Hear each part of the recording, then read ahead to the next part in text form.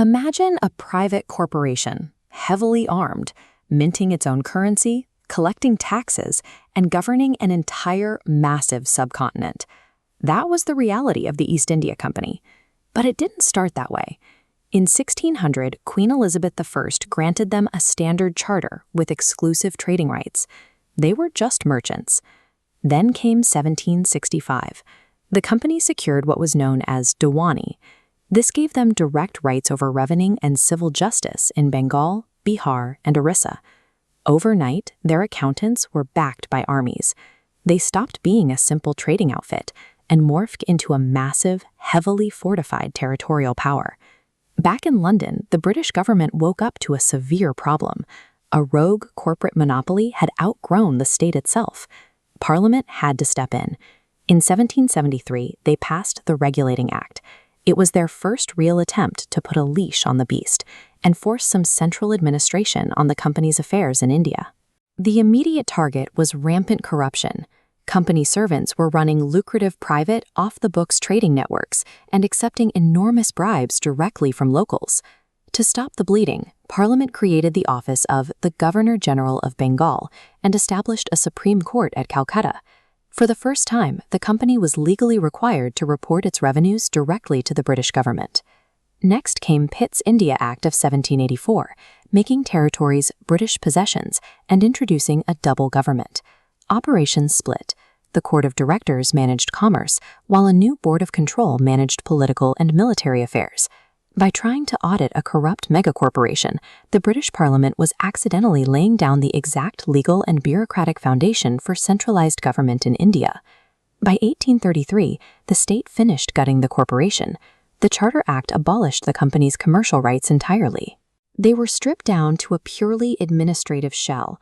The law explicitly stated they were now holding Indian territories merely in trust for the British Crown. Then came the violent breaking point. The 1857 revolt, the Sepoy Mutiny, proved that using a corporate proxy to govern India was a complete failure. The fallout was swift. The Government of India Act in 1858 dissolved the East India Company forever. All territories, revenues, and powers were transferred directly to the British Crown. The role of Governor-General was upgraded to Viceroy, a direct physical representative of the British monarch in India, backed by a new Secretary of State in London. The corporate middleman was gone. The British Empire was now locked into direct rule over millions of people who were already organizing to demand a voice. To keep a lid on growing unrest, Parliament passed a series of Indian Council Acts between 1861 and 1909. These were careful, reluctant concessions designed to seek Indian cooperation and stave off a full rebellion. They introduced the portfolio system, where specific government departments were assigned to individual council members, and they slowly began allowing a few nominated Indians to sit as non-official members in lawmaking bodies. Pressure mounted, leading to the Montagu-Chelmsford reforms in 1919. This act introduced direct elections and a bicameral system at the center, an upper house and a lower house. But the local population rejected these half measures. The all-white Simon Commission in 1927 was met with organized, fierce boycotts across the country. The British response to this intense pressure was the massive Government of India Act of 1935. It introduced provincial autonomy, sharply dividing legislative powers between the central government and the local provinces.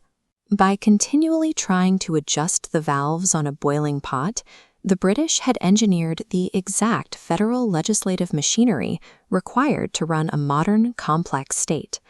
The final collapse arrived with the Indian Independence Act of 1947. India was declared an independent sovereign state, officially abolishing the office of the Viceroy. Power shifted to the Constituent Assembly. For the first time, Indian leaders were fully empowered to frame their own constitution, completely untethered from British Parliament. But drafting a constitution for a vast, newly independent nation takes time. Until ready, the young nation made a highly practical decision. They chose to govern themselves using the colonial Government of India Act of 1935. They didn't burn down the administrative structures. They took the steering wheel.